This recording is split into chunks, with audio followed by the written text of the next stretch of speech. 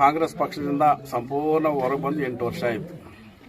8 ವರ್ಷದಲ್ಲಿ ನಾನು ಬೆಂಗಳೂರಲ್ಲಿ ಸಂಘಟನೆ ಕಟ್ಕೊಂಡು ಸಮತಾ ಸಮಾಜ ಸಂಘ ಕಟ್ಕೊಂಡು ನಾವು ಹೋರಾಟ ಮಾಡಿಕೊಂಡು ಹೋರಾಟದ ಅದಿಯಲ್ಲಿ ಮುಂದುವರೆದು ಬಂದ್ಬಿಟ್ವಿ. ಇತ್ತೀಚೆಗೆ ನನಗೆ 2 ವರ್ಷ ಬಂಗಾರಪೇಟೆಗೆ ನಾನು ಬಂದು 2 ವರ್ಷ ಆಯಿತು. ನಾನು ಬಂದಿದ್ದ ಉದ್ದೇಶಗಳು ಬೇರೆ, ನಮ್ಮ ಜಮೀನು ವಿಚಾರ ಇರ್ಬೋದು, ಇತರ ವಿಚಾರ ಇರ್ಬೋದು, ನನ್ನ ತಂದೆ ಬದುಕಿದ್ದು ಭೂಮಿ ನಾನು ಬಂದೋಬಸ್ತ್ ಮಾಡಬೇಕು ಅಂತ ನಾನು ಬಂದಿದ್ದ ವಿಚಾರ. ಇಲ್ಲಿ ನನಗೊಂದು ಪಾಠ ಕಲಿಸ್ಕೊಟ್ರು. ಇಡೀ ಬೆಂಗಳೂರಲ್ಲಿ, ರಾಜಧಾನಿಯಲ್ಲಿ, ಕರ್ನಾಟಕ ಸ್ಟೇಟಲ್ಲಿ ಇಷ್ಟು ಜಿಲ್ಲೆಗಳು ನನಗೆ ಪಾಠ ಸಿಕ್ಕಲಿಲ್ಲ. ಇಲ್ಲಿ ಹೆಂಗಾಯಿತು, ಈ ಕೋಲಾರ ಜಿಲ್ಲೆ ಬಂಗಾರಪೇಟೆ ತಾಲೂಕು ಸರ್ವಾಧಿಕಾರಿ ತಾಲೂಕಾಗಿ ನನ್ನ ಪಾಠ ಕಲಿಸ್ಕೊಟ್ರು. ಅದರ ಒಂದು ಪರಿಣಾಮನೇ ಈ ಪಕ್ಷ ನಮಗಿಲ್ಲಿ ಉದಯಿಸಿರೋದು ಅಲ್ವಾ. ಇಲ್ಲಿ ಬಂಗಾರಪೇಟೆ ತಾಲೂಕು ವ್ಯಾಪ್ತಿಯಲ್ಲಿ ನಾವೇನು ರಾಜಕಾರಣ ನೋಡ್ಕೊಂಡು ಬಂದಿದ್ದೀವಿ.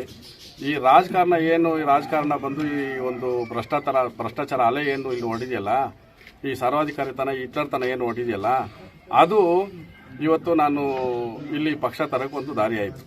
ಹೀಗೆ ಈಗ ನಾವು ಆ ಒಂದು ಉದ್ದೇಶವಾಗಿ ಮೊದಲನೇದಾಗಿ ನಮ್ಮ ಒಂದು ರಾಜ್ಯದ ಕೋಲಾರ ಡಿಸ್ಟಿಕ್, ಬಂಗಾರಪೇಟೆ ತಾಲೂಕು ನಮ್ಮ ಮದರ್ ಡಿಸ್ಟಿಕ್ ಆಗಿರೋದ್ರಿಂದ ಬಂಗಾರಪೇಟೆ ತಾಲೂಕಿಂದನೇ ಮೊದಲನೇ ಹೆಜ್ಜೆ ಮಾಡೋಣ ಅಂತೇಳಿ ಇಡೀ ಬೆಂಗಳೂರು ಕಾರ್ಯಕ್ರಮನ ಸ್ಟಾಪ್ ಮಾಡಿ ಮೊದಲನೇದಾಗಿ ಬಂಗಾರಪೇಟೆ ತಾಲೂಕಲ್ಲಿ ಮೊದಲನೇ ಕಾರ್ಯಕ್ರಮ, ಮೊದಲನೇ ಹೆಜ್ಜೆ ಇಟ್ಟು ಮುಂದಿನ ಹೆಜ್ಜೆಗಳು ರಾಜ್ಯ ವ್ಯಾಪ್ತಿಗೆ ಸಂಚಾರ ಮಾಡೋಣ ಅಂತೇಳಿ ನಾವು ತೀರ್ಮಾನ ಮಾಡಿಕೊಂಡು ಇಲ್ಲಿಗೆ ಬಂದಿದ್ದೀವಿ.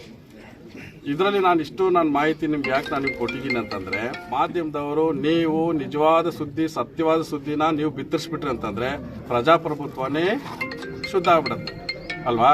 ಹಾಗಾಗಿ ತಮ್ಮಲ್ಲಿ ನಾನು ಮನವಿ ಮಾಡ್ಕೊಳ್ಳೋದೇನಂತಂದರೆ, ನಮ್ಮ ಬಗ್ಗೆ ಆಗಲಿ, ನಮ್ಮ ಹೋರಾಟದ ಬಗ್ಗೆ ಆಗಲಿ, ನಮ್ಮ ಪಕ್ಷದ ಬಗ್ಗೆ ಆಗಲಿ, ನಾವು ಮುಂದೆ ಮಾಡಿರೋ ಪ್ರಣಾಳಿಕೆಗಳೇನಿದೆಯೋ ಸಂಪೂರ್ಣವಾಗಿ ಇದು ಬಡವ್ರ ಪಕ್ಷ. ನಮ್ಮಲ್ಲಿ ಓಟು ನೋಟು ಕಾನ್ಸೆಪ್ಟ್ ಇಲ್ಲ. ಜನ ನಮ್ಮನ್ನು ಬೆಂಬಲಿಸಲಿ, ಜನಕ್ಕೆ ಏನು ಸಂವಿಧಾನಬದ್ಧವಾಗಿ ನಾವು ಸೇರಬೇಕು, ನಾವು ಅದನ್ನು ನಮ್ಮ ಆಶೆಗಳನ್ನ ನಾವು ಮಾಡ್ತೀವಿ. ಈ ಒಂದು ನಿಟ್ಟಿನಲ್ಲಿ ಮೊದಲನೇದಾಗಿ ಇಡೀ ನಮ್ಮ ರಾಷ್ಟ್ರದಲ್ಲಿ ಭ್ರಷ್ಟಾಚಾರ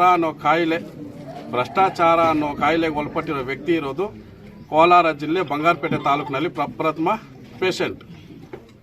ಈಗ ಅವ್ರು ಡಾಕ್ಟರ್ ಏನು ಟ್ರೀಟ್ಮೆಂಟ್ ಮಾಡಬೇಕಲ್ವಾ, ಅದು ನಮ್ಮ ಪಕ್ಷ ವಹಿಸ್ಕೊಂಡಿದ್ದೇನೆಂದರೆ ಬಂಗಾರಪೇಟೆಯಲ್ಲಿರೋ ಪೇಷಂಟ್ ಏನಿದೆಯಲ್ಲ, ಆ ಪೇಷಂಟ್ ಕಾಯಿಲೆನ ಶುದ್ಧೀಕರಿಸೋಣ ಅಂತೇಳಿ ನಾವು ತೀರ್ಮಾನ ಮಾಡಿಕೊಂಡು ಬಂಗಾರಪೇಟೆಯಲ್ಲಿ ಮೊದಲನೇ ಹೆಜ್ಜೆ ಇಟ್ಟಿದ್ದೀವಿ.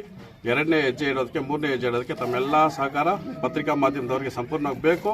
ಹಾಗಾಗಿ ತಮ್ಮಲ್ಲಿ ಮನವಿ ಮಾಡ್ಕೊಳ್ಳೋದೇನಂತಂದರೆ, ನಮ್ಮ ಪಕ್ಷದ ವಿಚಾರ ಏನೇ ಸುದ್ದಿಗಳು ಬಂದರೂ ನಮ್ಮ ಹತ್ರ ಭೇಟಿ ಮಾಡಿ, ನಮ್ಮ ಹತ್ರ ಮಾತಾಡಿ, ನಮ್ಮ ಮನಸ್ಸು ಇಚ್ಛೆ ಏನು ಮಾತಿದೆಯೋ ಅದನ್ನು ನೀವು ಬಿತ್ತರಿಸಿ ಅಂತ ತಮ್ಮಲ್ಲಿ ತಕ್ಷಣವೇ ಈಗಿಂದಾನೆ ಅಂದರೆ ನಮ್ಗೆ ನಾನು ಅಧಿಕಾರ ಕೊಟ್ಟಲ್ವಾ, ಅದೇ ಕ್ಷಣದಲ್ಲಿ ನಾನು ವಾಟ್ಸಪ್ ಗ್ರೂಪ್ ಮಾಡಿ ಎಲ್ರಿಗೂ ವಿಷಯ ಹಂಚ್ಬಿಟ್ಟಿದ್ದೀನಿ. ನಾವು ಈ ದಿನದಿಂದ ನಮ್ಮ ಪಕ್ಷ ಏನು ಕೆಲಸ ಮಾಡಬೇಕು ರಾಜ್ಯದಲ್ಲಿ, ಎಲ್ಲ ಪಕ್ಷದವ್ರು ಏನು ಮಾಡ್ತಾರಲ್ಲ, ಕಾಂಗ್ರೆಸ್, BJP, JDS, ಅವ್ರ ಜೊತೆ ನಾವು ಗೂಡಿಸ್ಕೊಂಡು ಅವ್ರು ಏನು ಮಾಡ್ತಾರೋ ಅದು ನಾವು ಮಾಡೋಣ. ಹಂಗಾಗಿ ಎಲ್ಲ ಗ್ರಾಮ ಪಂಚಾಯತಿ, ತಾಲೂಕ್ ಪಂಚಾಯತಿ, ZP ಇರ್ಬೋದು, BBMP ಎಲೆಕ್ಷನ್ ಇರ್ಬೋದು, ನಗರಸಭೆ ಇರ್ಬೋದು, ಪುರಸಭೆ ಇರ್ಬೋದು, ನಮ್ಮ ಕ್ಯಾಂಡಿಡೇಟ್ಸು 2 ಓಟ್ ತಗೋತಾರೋ, 200 ಓಟ್ ತಗೋತಾರೋ, 2000 ಓಟ್ ತಗೋತಾರೋ, ಹೆಂಗೆ ಗೆಲ್ತಾರೋ, ಹೆಂಗೆ ಸೋಲ್ತಾರೋ, ನಮ್ಗೆ ಅದು ಬೇಕಾಗಿಲ್ಲ. ನಾವು ಹೆಜ್ಜೆ ಇಟ್ಟಿದ್ದೀವಿ, ಬೆನ್ನು ತೋರಿಸೋ ಪಕ್ಷ. ಯಾವುದೇ ಮೈತ್ರಿ ವ್ಯವಹಾರ ಇಲ್ಲಿ ಬೇಡ. ರಾಜ್ಯ ವ್ಯಾಪ್ತಿಯಲ್ಲಿ ನಾವೇನಿದೆ ಒಂಟಿ ಹೋರಾಟ ಮಾಡೋಣ ಅಂತೇಳಿ ತೀರ್ಮಾನ ತಗೊಂಡಿದ್ದೀವಿ. ಘಟನೆ ಆಗಲಿ, ಮುಂದಿನ ದಿನಗಳಲ್ಲಿ ಆ ಸಂದರ್ಭಕ್ಕೆ ಅನುಸಾರವಾಗಿ ಏನಿದೆ ಅದು ನೋಡಿಕೊಂಡು ಮುಂದುವರ್ಸೋಣ. ಮೈತ್ರಿ ಮಾತೇ ಇಲ್ಲ. ಮಾಡಿದಾಗ ನಿಮಗೂ ಅರ್ಥ ಆಗುತ್ತೆ. ಪ್ರಣಾಳಿಕೆ ನಾನು ಪ್ರತ್ಯೇಕವಾಗಿ ಒಂದೊಂದೇ ನಾನು ಬಿಡಿಸಿ ಹೇಳ್ತೀನಿ. ನಮ್ಮ ಹೋರಾಟ ಎಷ್ಟು ದಿಕ್ಕಿಗಿದೆ ಅಂತೇಳಿ ಕನಿಷ್ಠ ಪಕ್ಷ 20 ರಿಂದ 30 ಪ್ರಣಾಳಿಕೆಗಳಿದೆ. ಆ ಪ್ರಣಾಳಿಕೆ ತಯಾರಾದ ತಕ್ಷಣ ನಾನು ಮಾಧ್ಯಮ ಘೋಷಣೆ ಕರೀತೀನಿ.